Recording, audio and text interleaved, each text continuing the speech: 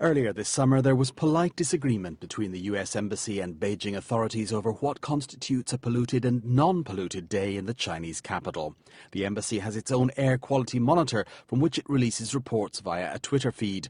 But these reports often differ greatly from those of Beijing's Environmental Protection Agency.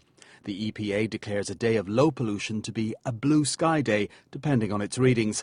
Differences in the size and type of particles measured, locations of the monitoring stations and other technicalities were cited, and Beijing residents were left to make up their own minds. It's another blue sky day here in Beijing, or not, depending on whom you believe. And it's the differences in those measurements issued by the US Embassy and the city authorities which are symbolic of the much deeper differences between the two countries at the negotiations in Copenhagen this week.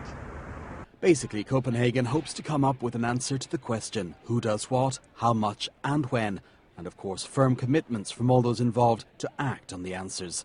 The US and China, the world's largest carbon polluters, have been sniping at one another over a range of key issues: who should cut greenhouse gases, whether these efforts should be independently verified.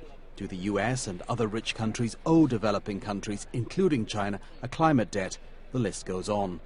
Kim Karsten of the World Wildlife Fund is cautiously optimistic about a deal, but says the US-China element is crucial.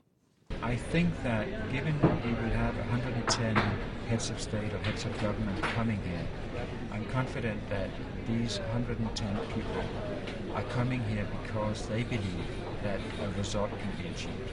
If they did not believe that a result could be achieved, I do not think they would come. But I also think that there are a number of very big issues that have not been resolved yet. What is the level of long-term funding? What is the level of commitment? At the moment we see a big discussion between China and the US. China saying the US doesn't deliver enough, the US saying China doesn't deliver enough, and that discussion needs to be resolved one way. Another question is what financial support the developed world will give developing countries. Analysts say around $100 billion a year is needed. Some want more. Now, I see an increasing convergence of opinions among developed countries to agree in the order of $10 billion annually over a coming 3 years until 2012. Now, more important thing would have come for a mid-term and longer-term financial support. That should be much bigger than $10 billion. Some countries have suggested that that should be in the order of at least $100 billion annually to be scaled up until 2020.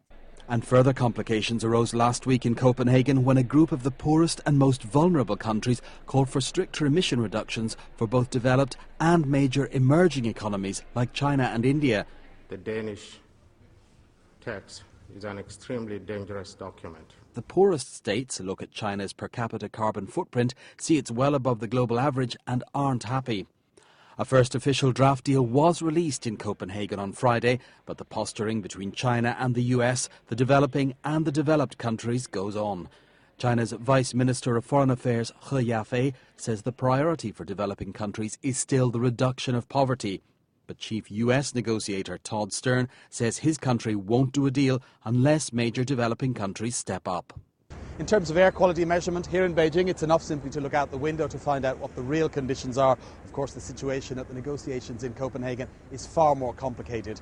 And air quality here in the city affects just the people living here. The decisions made by those governments in Copenhagen this week will affect the people of the entire planet. Fergus Thompson, BON.